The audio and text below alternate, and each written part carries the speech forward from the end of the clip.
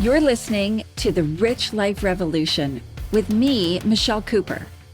My mission is to empower you to step into your next level of wealthy. You'll hear all the deets, a little bit of inspiration, and real life takeaways so that you can create your own rich life revolution. Let's dig in. Hey there, welcome to episode 38, Exploring the Sacred Money Archetypes with Kendall SummerHawk. This episode is a great reminder of a key component to creating your rich life, your sacred money archetypes. So if you need to know more about that, go to richliferevolution.ca and download my workbook. It's definitely a game changer. The Sacred Money Archetypes have come up on this podcast and blog a lot. So, of course, I am absolutely thrilled to have the opportunity to chat with the creator of this game-changing approach, the one and only Kendall SummerHawk. We talk all things sacred money and explored what's behind our continuing struggle as women to match wealth with the men. Kendall has been working with businesses and female entrepreneurs for more than 20 years. Today, she focuses on training women to become coaches themselves. Her mission is to put the power of making money into every woman's hands. And obviously, that's totally my jam. So let me tell you a little bit about the amazing Kendall SummerHawk. She created Sacred Money Archetypes certified coach training so fire starter women would become soul-driven money and business coaches for women entrepreneurs worldwide. Plus, her unique voice and innovative approaches and strategies on pricing unlock the secret for women entrepreneurs to reinvent their relationship with money and ignite their income. In 22 years of successfully running a seven-figure business, Kendall's mission is to put the power of making money into every woman entrepreneur's hands. Her vision is to create a world where women hold genuine money power. She's received 9 Stevie Awards, including Mentor of the Year and Women Helping Women. Kendall adores daily time with her beautiful Spanish horses and indulging in just a little too much dark chocolate. I hope you enjoy the show as much as I enjoyed recording this episode.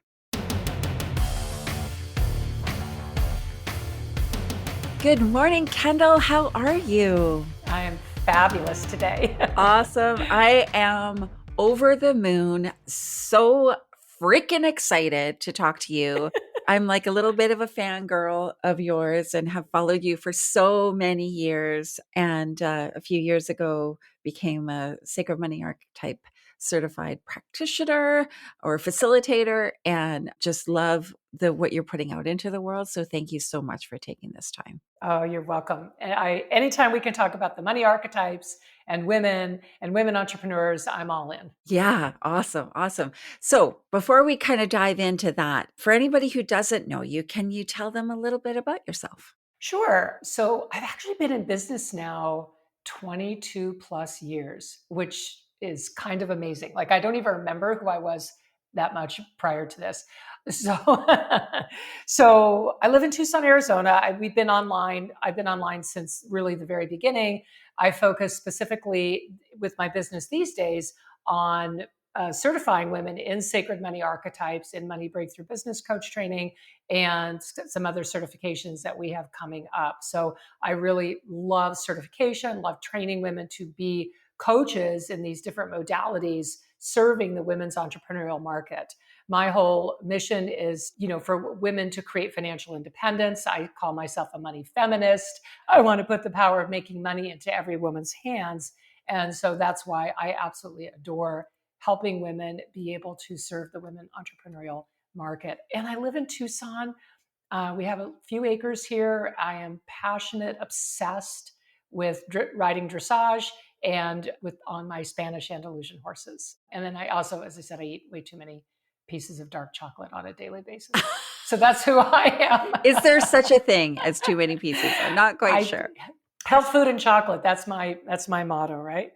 I think chocolate is health food. So yeah, especially when it's dark chocolate, right? Like, yeah, Exactly. awesome. Exactly.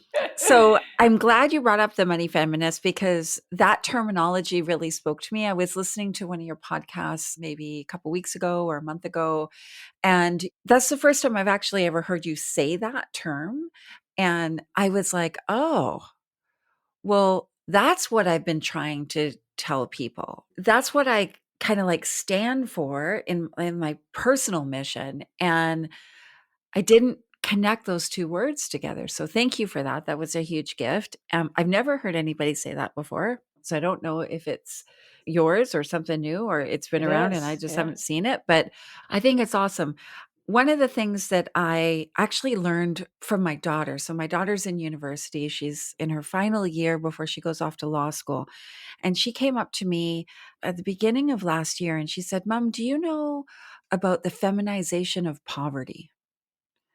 And I was like, I don't think I know it in that terminology. And so she gave me a little schooling about this because she was like, you should know this because you talk about women and money.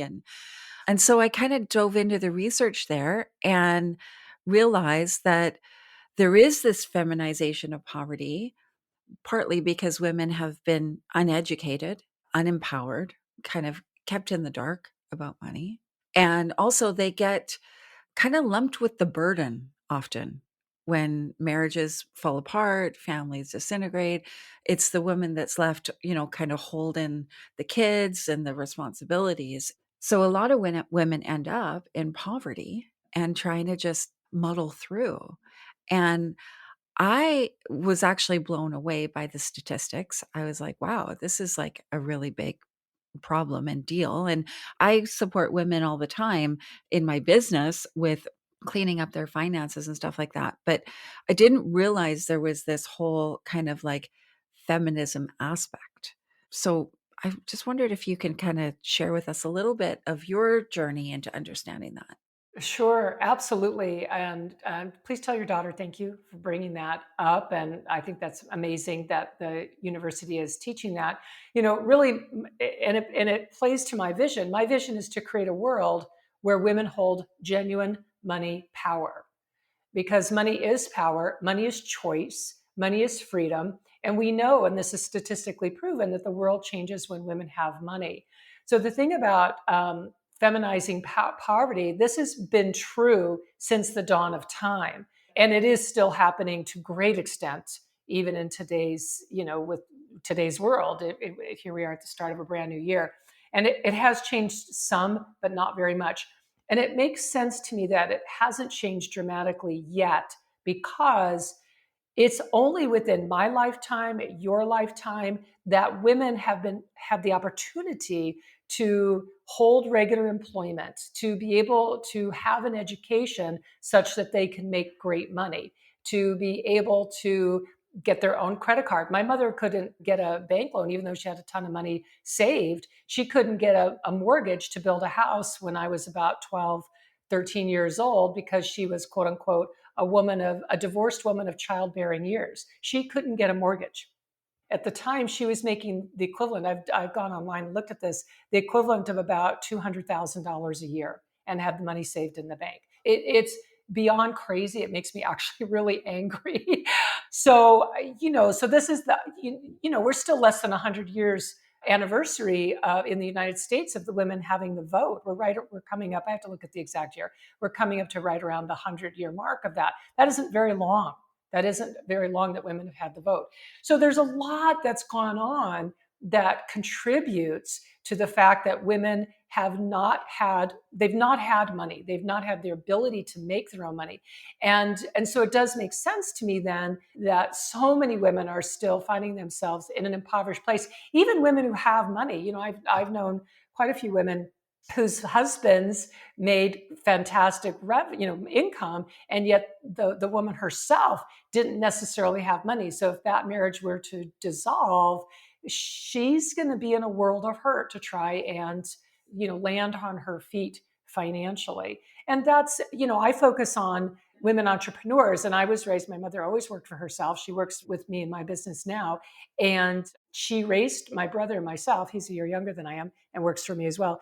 And she always raises that you want to work for yourself, you want to be creative, and you want to do something that's portable. Those were the three kind of things that she said.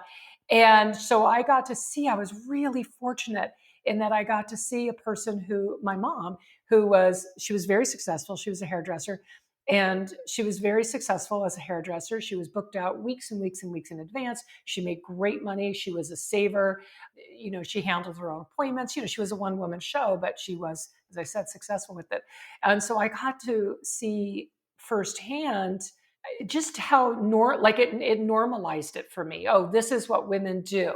And my grandmother, my mother's mother, she taught me how to, your daughter would laugh at this now, but she taught me how to balance a bank statement, how to balance your checkbook, how to do some basic money handling skills that a lot of people don't know how to do in today's age. So there again, and my grandmother worked also, not because she had to, but because she wanted to. She was a nurse. And so there again, I got to see a woman, being very empowered with money. And on the flip side, on my dad's side, complete opposite. My paternal grandmother saving, we had, I don't know if you had this in Canada, these, what they were called S&H green stamps. Like you'd go to the store and you get green stamp, these little stamps that the grocery stores would give you, and a little booklet, and you'd paste the stamps in and you could turn them in for prizes and things. And she was, oh, I'm sincere, right? That sounds like fun. Do you have to buy the stamps? No, they gave them to you as little tokens for spending money at the grocery store. And you'd lick them and put them in the book. So it was kids, it was fun. Well, let's help grandma put the little stamps in the book. But the point was, she was scrambling for every extra penny or nickel to be able to put food on the table. Wow. Yeah. Was your maternal grandmother an accumulator? Definitely not. My maternal grandmother was probably, before she passed, I was fortunate because she lived a very long time. I should have had her taken the assessment. Let me think really quickly. Absolutely a romantic. There's no doubt about it. And she loved to spend money. But she, like if she bought a pair of shoes and liked them, she'd buy 5 pairs of shoes in different colors, the same one. So she loved to spend money. She loved to enjoy life. But she might have actually, with her top three, I'm sure she was romantic up in there. But the accumulator might have been up there as well. There was something that helped her save. So either nurture or accumulator, because nurturers can also be very good at saving money and money aware. So one of those two. So we kind of jumped in there. I threw in some, Archetypes. Archetypes, right? And I know we'll get the back link to the episode I did where I covered each of the archetypes in kind of like as an overview. But can you tell us a little bit how the money archetypes came to be? Like, they're so impactful to me. Like, I've done a lot of stuff, and these are rock solid. Like, they are just so impactful. So how did this come to be? It's an interesting, it isn't like it's one moment where boom, a bolt of lightning came and struck me and I had this idea.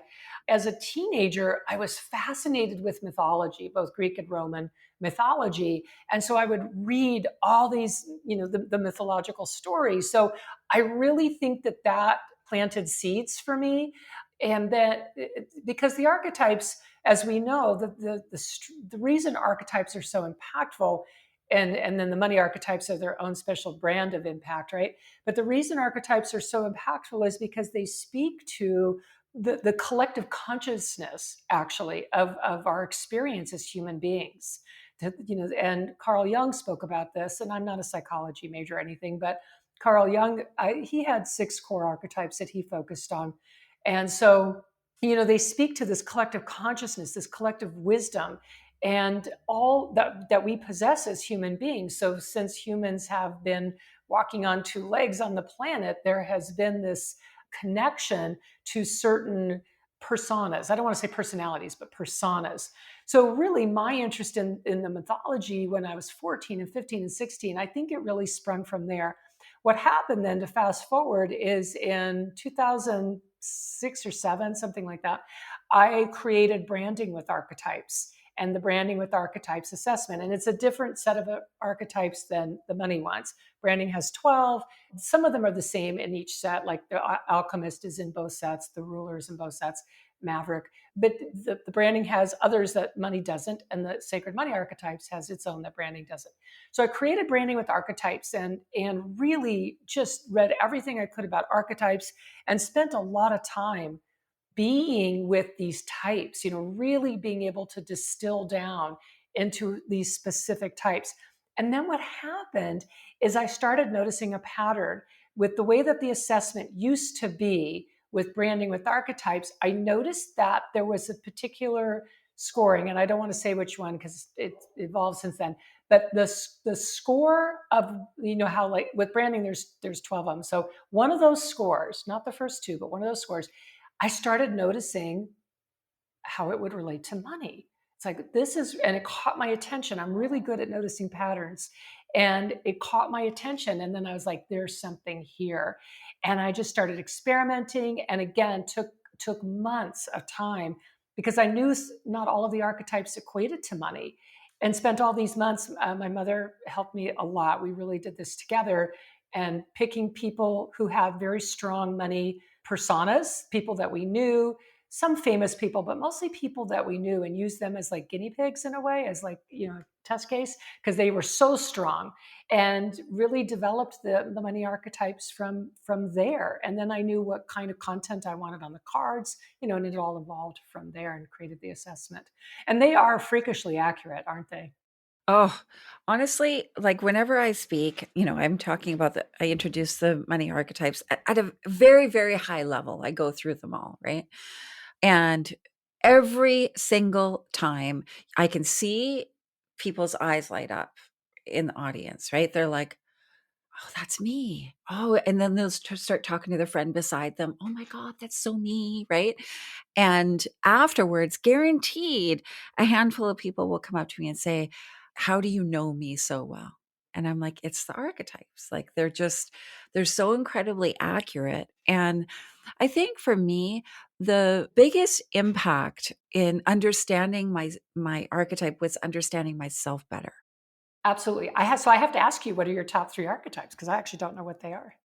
Yeah, romantic, maverick, and nurturer. Oh, beautiful. I love the combinations are so fascinating. Romantic, maverick, and nurturer. That's a great combination.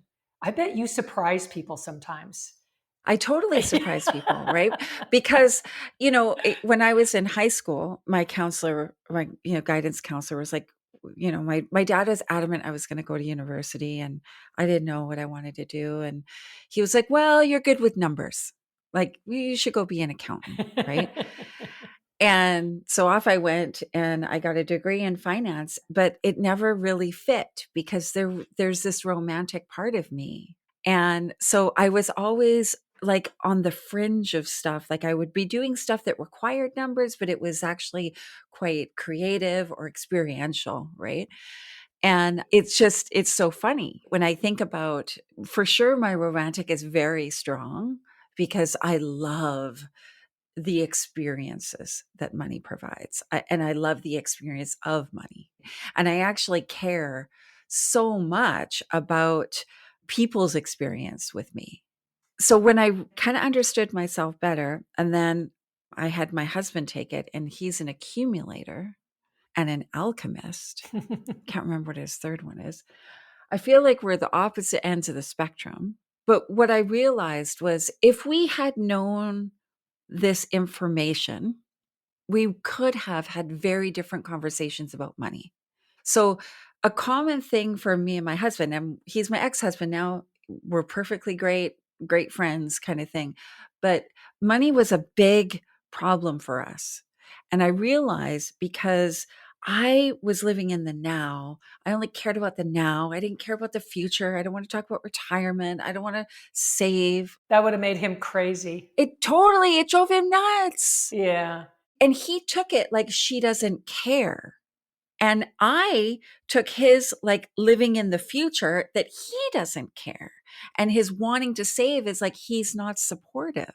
So if we had this information, For sure, we would have had different conversations. And there is a possibility that because money was such a big trigger in our relationship, that we maybe our marriage would have survived, to be honest. We didn't know it though, Fascinating. The thing too with you being romantic, maverick, and nurturer is that there's no way that you are going to tolerate being put into a box. right? The romantic and the maverick just won't allow it. Yeah, and that was always his problem, right? Like, "Why do you have to do all this stuff? Why can't you just go, get a job as an accountant and just clock in and clock out?" Oh And it's like, golly. "Oh my god, I think I'd rather die." I was just gonna say, Like, just hearing you say that, I feel constrained. No, I'm ruler, maverick, and accumulator. So I get it, but it's just like, no, you can't shrink to fit. He was, and because the accumulator, especially if you had a very strong accumulator, they're very fearful. It's a very fearful based archetype. And so they get triggered by worry and fear all of the time. And I go back to my maternal grandparents. It's so interesting because you had asked about my grandmother. So my grandfather, who I actually, he was amazing. He wasn't even born in this country. He came here, through Ellis Island from Austria-Hungary when he was a little boy, and never finished the 8th grade. Did very well for himself, was very successful, but he would always lean in and he would like put his hand on your leg, and in this very conspiratorial whisper, he'd say, "Honey, are you saving a buck? Are you saving a buck?" Because he grew up poor. He grew up in the poor Jewish slums of New York. And I say, "Grandpa, I'm saving a buck." "I am." He'd go, "Okay, good, good." And so obviously he was an accumulator. So I know but he loved my grandmother so much that, her spending, I know, upset him, but he just dealt with it. He dealt with it. And I think that when you talk about self-awareness and having the awareness of the other person, you can imagine, knowing what you know now, Michelle, how those conversations, like you could have supported your husband in understanding and given him understanding, and then created some money systems, money goals and money systems, so that, yeah, would he have felt entirely comfortable? Probably not, but he wouldn't have been so triggered and unhappy, and likewise for you. yeah, and I just find it's the meaning that we create from the experience, right? Like, I took this meaning that he wasn't supportive. Actually, looking back, he was very supportive. It's just he had a different relationship with money that feels like the opposite end of the spectrum to me. It can be. My husband, I never remember what his top three are because they're totally opposite of mine. What order they are. I know he's connector, alchemist, and I think nurturer, but I don't remember which order because they're totally opposite. And what's so fascinating is that when I created Sacred Money Archetypes, like I said, it took me months of work to do it. I had to become each of the archetypes in order to create all of that content that's on the archetype cards and the trainings and everything. I had to really be with each archetype one at a time. And some were really tough. The connector is a really tough one for me. But for us, we pool all of our money together, but we each have our own responsibilities. So he handles certain aspects of money in our marriage and our family. And granted, I handle most of it, but he does things like the insurance. He's really good at finding a deal. That alchemist really serves us well there. He's going to find a great deal. He's very frugal. My husband's extremely frugal. So we don't have lots of fights about money because I'm hyper controlling about money. And so I'm just being honest here. So if he was a big spender, the accumulator, even though it's third for me, is strong enough that it would freak me out. I would definitely get freaked out. But luckily, he's so frugal, so that is a good balance. But I can see it, like he just doesn't pay attention to things. Like I don't. He just, like, he picked up a prescription for me a couple weeks ago. It's a silly example, but he picked up the prescription, didn't even bat an eye that it was 4 times as expensive as it should have been. Didn't even think about it. And I started to say, "Didn't you even look?" He said, because I realized, of course, he didn't look. He didn't even think about it. It was not even in his consciousness.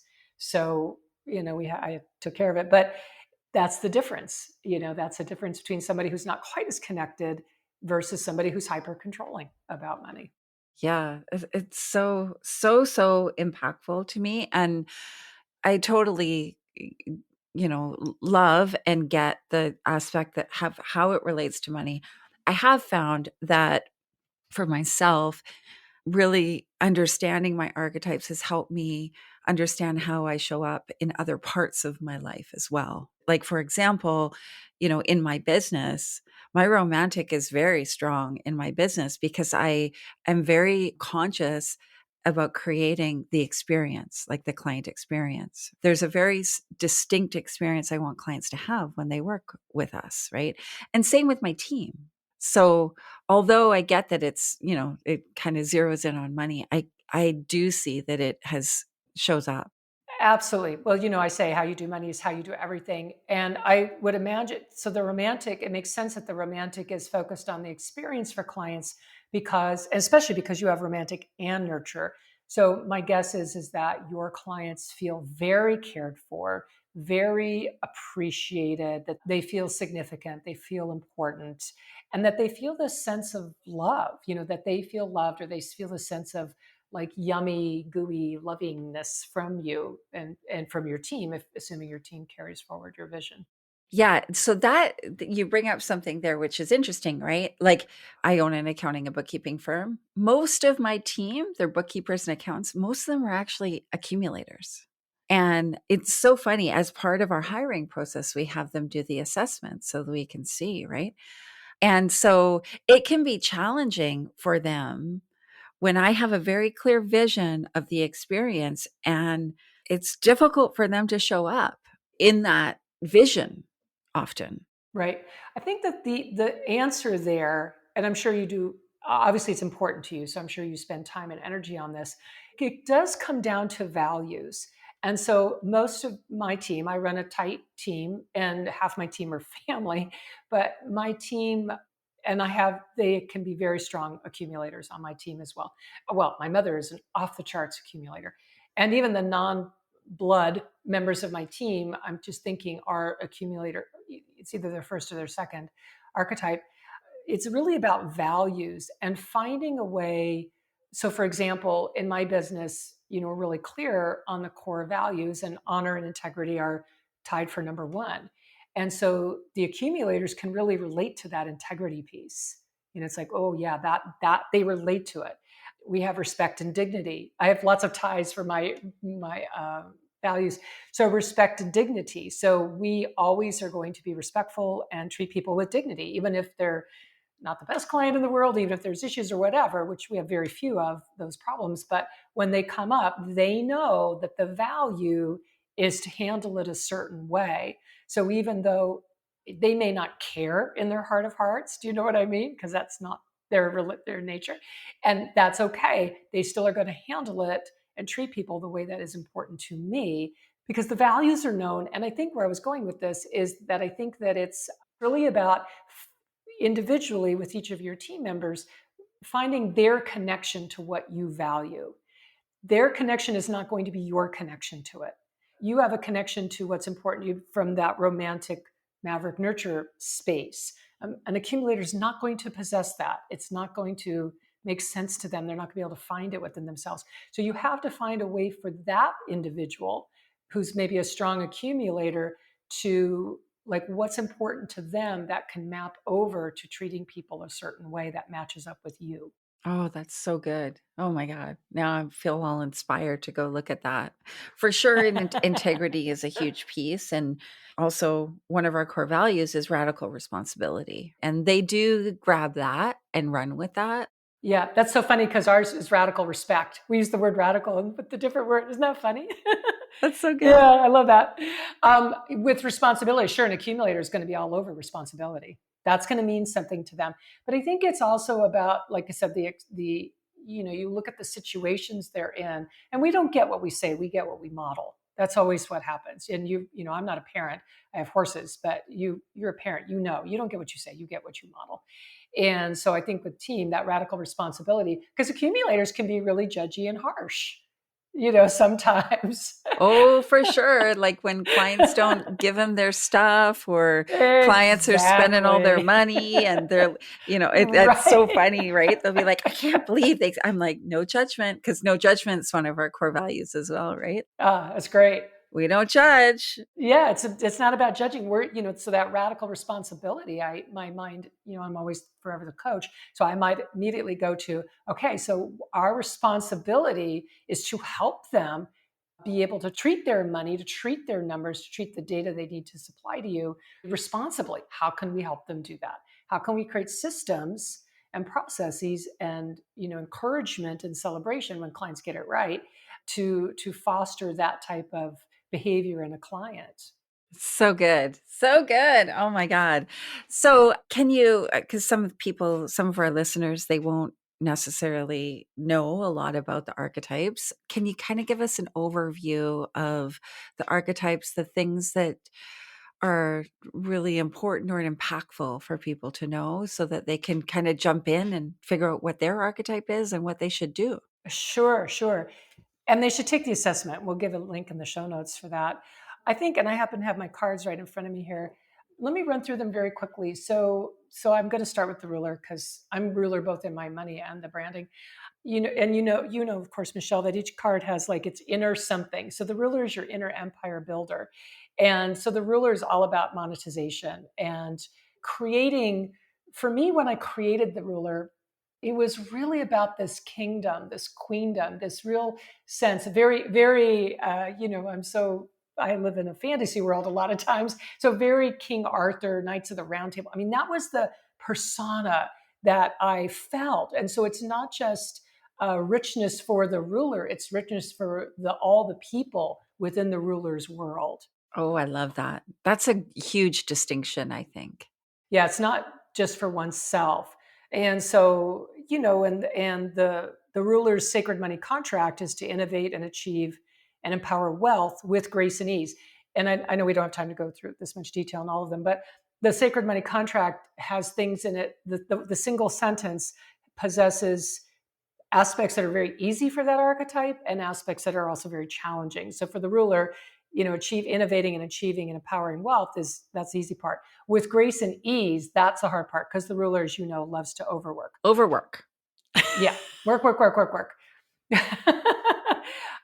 Next, I have in my stack here is the Maverick, and that's your inner rebel with a cause. So the Maverick, if I had to be a little extreme in my description of the Maverick, I would say they're a gambling type of personality. They're definitely huge risk takers. They're super great with money. By the way, the ruler can spend money. The ruler loves her bling. There's no doubt about it. The Maverick is really fascinating because the Maverick can win and lose fortunes, and they're very much they're obviously a nonconformist, but also very much an archetype of extremes. They can be very extremist. And so they can be up. When they're up, they're up. And when they're down, they're down. And the thing that I think is so fascinating about Mavericks, very strong Maverick personalities, is they're the kind that will like make $1 million, not like they'll buy stuff and sell stuff and make all this profit, but never use a penny of their own money. It's just like, it's just amazing to me how they do that. And their sacred money contract is to balance extreme risk, that's the easy part, with financial security. That's definitely that's me. I struggle with that. Well, I don't struggle. That's my challenge. So, it's my growth area. Yeah. Well, and especially with the romantic and even the nurture, because that's between those three, two of your three loves to gamble and risk and see and play and all that. So the nurturer is your inner sponsor, like your inner cheerleader. And the nurturer can be very good with money. They're good savers. The problem with the nurturer, oh my God, I could sit here and tell you story after story. The challenge, I should say, for the nurturer is that they're an easy mark for their friends and relatives to say. One just super quick story. I had a client a while back. She's actually also an accountant, a CPA, and her grown children, the grown daughter's boyfriend needed new tires for his truck and didn't have the money. And so she loaned it to him. And, she'd loaned him money before and never got paid back. She wasn't going to get paid back for these things either, and it's like, oh my God. So for me, I'm like, are you kidding me? But for the nurturer, there's such a soft touch and a big hearted person. So the nurturer's contract is to care for others by empowering oneself. And that's hard. They can very much feel guilty. They can slip into resentment really easily. But I love my nurturers. So then there's the connector. The connectors, they're the ones I have to look at and go, wow, it's so opposite of me. It's my lowest scoring one. So the connector is your inner relationship creator. So they're very much about relationship. And money for them, it's almost a figment of someone else's imagination. And I'm speaking to an extreme here. It's like money doesn't really, like, they understand it sort of, but not really. It's kind of like just air, like it's just there and they never really think about it. They're not bad with money. They're not good with money. They're just like, it's just not important to them. Yeah. And so for the connector, I always say that, and by the way, every archetype can make money. Every archetype can make money. I'm thinking of a client I have now who's very strong connector. And also, I think she has one of her top three is also accumulator. And she's retiring young. She's got a potload of money that she's invested. And yet, when it comes to her business and working with money, she always acts like this is a brand new concept that she's never even heard of before. Isn't it funny? But the connector's sacred money contract is to empower financial independence. That's the challenge through the value of relationships.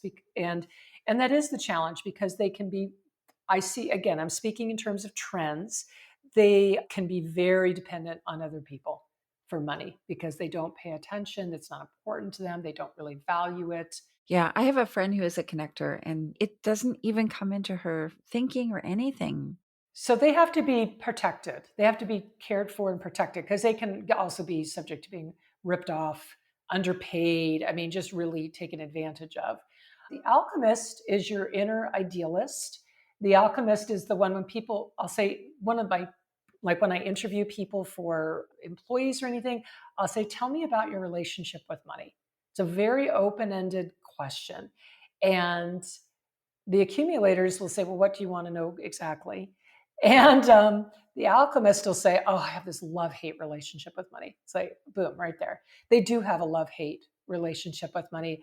And they often have money. It's like, not that they don't, but they are definitely, they wave the flag for equality, diversity, empowering people, the underdog. Oh my God, does an alchemist love an underdog? So they're very lots of ideas and all that. So their sacred money contract is to transform ideas into financial success.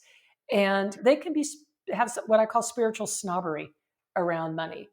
Like, oh, well, I'm too good for that, or that's beneath me, or it's not about the money. That is interesting because I do have a client who their alchemist is very strong. It's number one, and it's quite a difference between. And we've had lots of conversations about his relationship with money and like the constant ideas that are never monetized. And partly it's because now that you say this, I can see now that it's partly because of this, like, well, I don't need to make money from that. I can just create this and put it out in the world and it be this thing. And I'm like, okay, and we could also make money with this. But it's bringing it to fruition. It gets stuck in this kind of development phase or something that never really materializes. I think you have to, for strong alchemists, part of it is you just have to let them go and play and have their playground. And they just get to play with all their creativity. And that's great. And erase the expectation that everything is going to monetize. I think though, for the things where they need to make money, and need to have money to where they get inspired is in creating transformation for other people. And we all love transformation. I get that. But for the alchemist, that's like food for their soul, is creating transformation. And so to get a client to focus on like of your 5 ideas, which 4 do you want to just be your playground hobby? And which one do you want to use to actually make an impact in the world? Like that might be helpful. So that they don't feel like they're being put into a box. Accumulators, your inner banker. The nickname, because I have so many accumulators in my family, is your inner tightwad. I love that. And I can only say that because I am also an accumulator. So yeah. I have a team of them, and one of my best friends is an accumulator, and she sometimes like we'll do trips together, and our experience is very different. So, yeah. My mother will say she's really into tarot. She's learning to be this amazing tarot reader, And she'll say, I found this book. Went to Barnes and Noble and I found this book. And I really want this book. And it's a great book. She's telling me all about the book, but she didn't buy it. And I say, Mom, how much is the book? She'll say, it's $25. Buy the freaking book. Right? Really, you think I should buy it? Yes. My mother has plenty of money. She lives very nicely, but they are there. It's everything is dollars and cents. I mean, Yeah.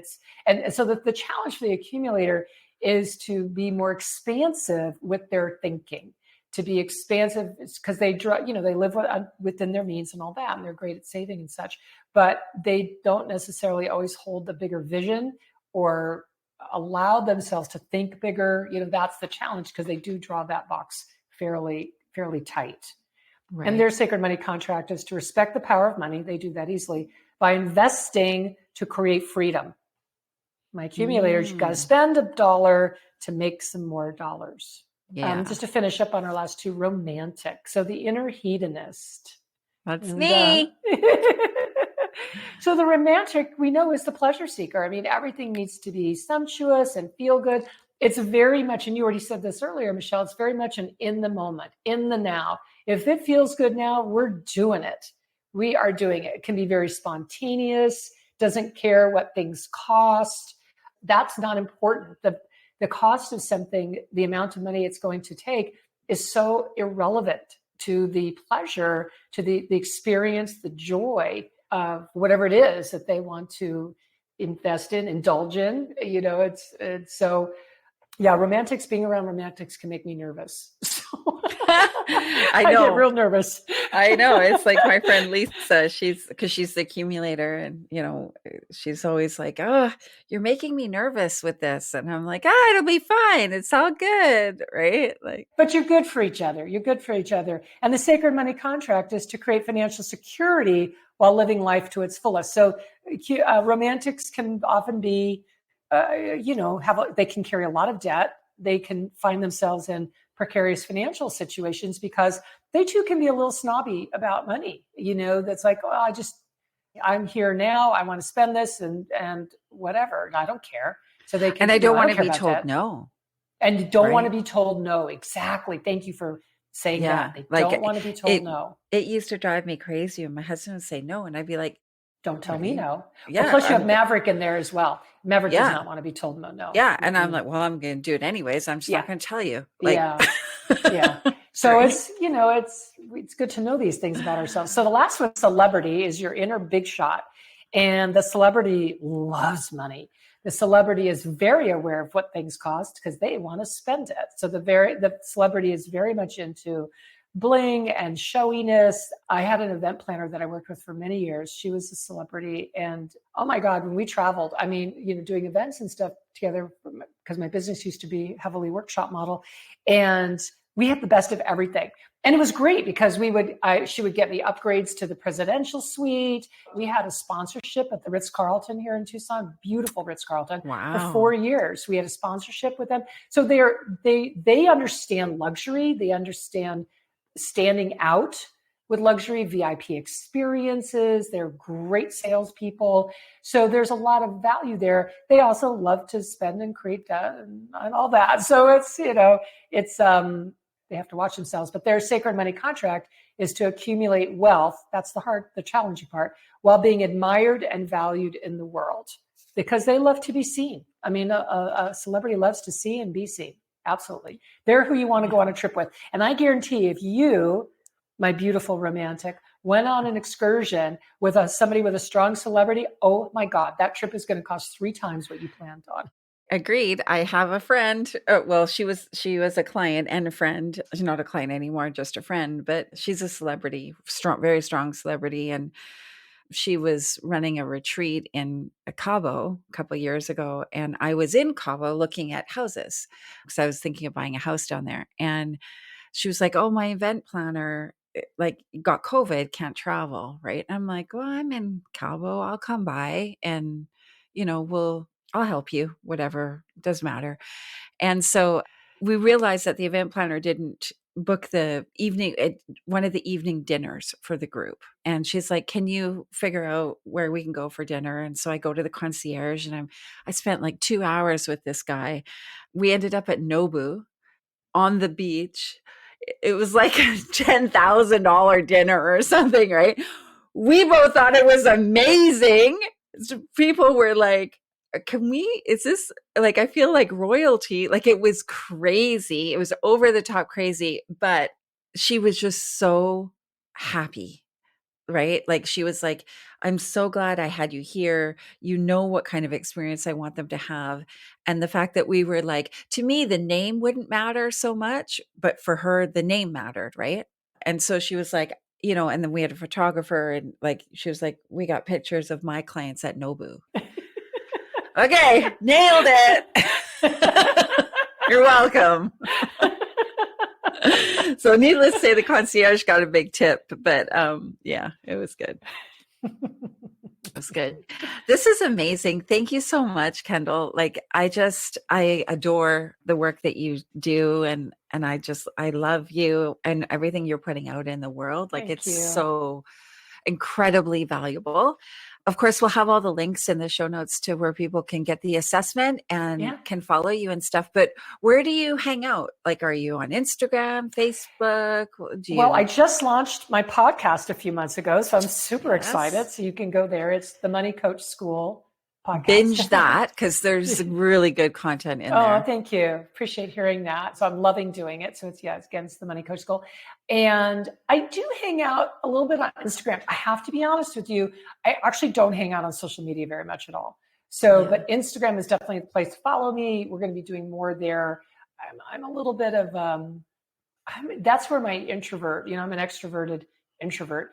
And so that's where my introvert comes up, is I don't spend a ton of time on social. I just know my own boundaries and energetic boundaries, and I can get caught up in too much about what other people are doing. And I really feel strongly that, as I'm very aware of my creativity and how highly creative I am and highly prolific I am. And I have to be a little mindful, I want to say, more than protective of my energy, very mindful not to be too much of a sponge energetically for a lot of what happens on social, because I can get really impacted by it. Yeah, so I am similar. But Instagram, that's a long way of saying Instagram, sure. And definitely check out the podcast. I'm super excited. I love it. I love it. The podcast is awesome. Like I said, I kind of binged it when I realized that it was live and out there in the world. And I was like, so good. So good. So I love that. I love that. Thank you so much for taking the time today. It's just amazing that you took this time out of your day, and you're sharing this with everybody. And the work that you're doing is so impactful, like I said. Thank you, so Michelle. Really absolute pleasure. Anytime we can talk about the archetypes, I'm all in. And so thank you for having me. And I want to say thank you back to you for loving the archetypes. That's what makes it worthwhile for me, is when people say, "Oh, this is amazing." Oh, wow. Yeah. Really, you love it? Yay. So, and putting it out there in the world, because I'm just one person. And I got really clear when we switched 100% into certification, that the way I get to make my mark and create that ripple effect and empower women with money is by training and certifying, professional women like yourself to take the work forward for me. Like game changer. And I would say, if you have anything to do with money in your business, whether that's business coach, accountant, bookkeeper, like, I don't care what you do. If you have any contact with your clients in regards to money, becoming a certified Sacred Money Archetypes coach it gives you like an advantage, like a step up, because you can see people so clearly in their archetype once you know what to look for, right? I don't always need people to do the assessment. Sure, the assessment's great, right? But a lot of times, if I'm just on a discovery call, I can tell what their archetype is. You can hear it in their language, you hear the words they're using, and you can always ask somebody, "Tell me about your relationship with money." And their answers, it blows my mind what people will tell you. Yeah. And so that has helped me grow my business, because, well, it's helped me support my clients, which has grown my business, right?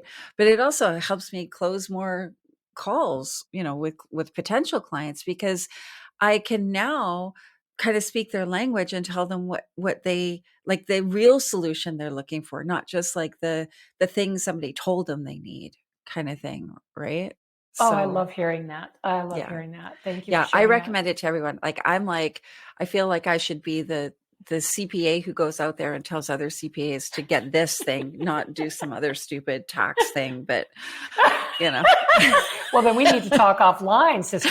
Right? Right? Like, it's such a game changer, honestly. So yeah, like one of my CPAs, she ended up doing the certification as well, because she loved what I was like. I'd be talking to my team about it, became part of our recruitment process. And so she went and did the certification. She's a CPA. She actually, this year, like just in December, she decided not to do CPA work anymore. Oh, wow. She just wants to do money coaching. That's Wow. it. Nice. And Nice. Oh, I it's love hearing that. just about sacred money archetypes. That's it. She's like, that's all I want to do. I'm like, are you sure? Because like, I got some tax work. She's like, nope, I'm not doing it, Michelle. Like, I'm not doing it. This is what I want to do. I feel so called to this. So I love that. So All thank right. you. Thank you for sharing that with me. I love that. That's great. Awesome. All right. So I will let everybody off to go on their day, but be sure to check out Kendall, all of her work. We'll have all this stuff in the show notes. Amazing human being, really impactful work in the world. So I'm just incredibly grateful. Thank you so much, sweetie. Thank you.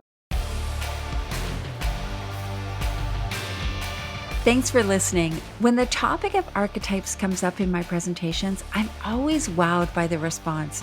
So many people rush over after a talk to share how deeply one or a few of the types resonated with them. Understanding your top archetypes and understanding your clients, if you work in money matters, is a huge benefit. It gives you the power to connect so much more deeply with each person, giving them guidance that actually speaks to their deep personal relationship with money, rather than just the standard company line. I'd love to learn what your top archetype is. Slide on into my DMs on Instagram, Facebook, or LinkedIn, and let me know what your number one archetype is. If you want to explore your archetypes a bit deeper, you can get lots of my resources at my stand store, Sacred Money School. The link is in the show notes. Be sure to tune in next week when we're going to talk about transformational travel. I'm going to tell you all about my trip to Kenya and the amazingness that it brought into my life. I can't wait to share this experience with you. There's gold in here, I promise you. Thanks for hanging out with me. I hope you got at least one gold nugget today. Be sure to grab your copy of the Rich Life Revolution workbook to help you set the foundation for your next level of wealthy. Get it now at richliferevolution.ca, and I'll see you later.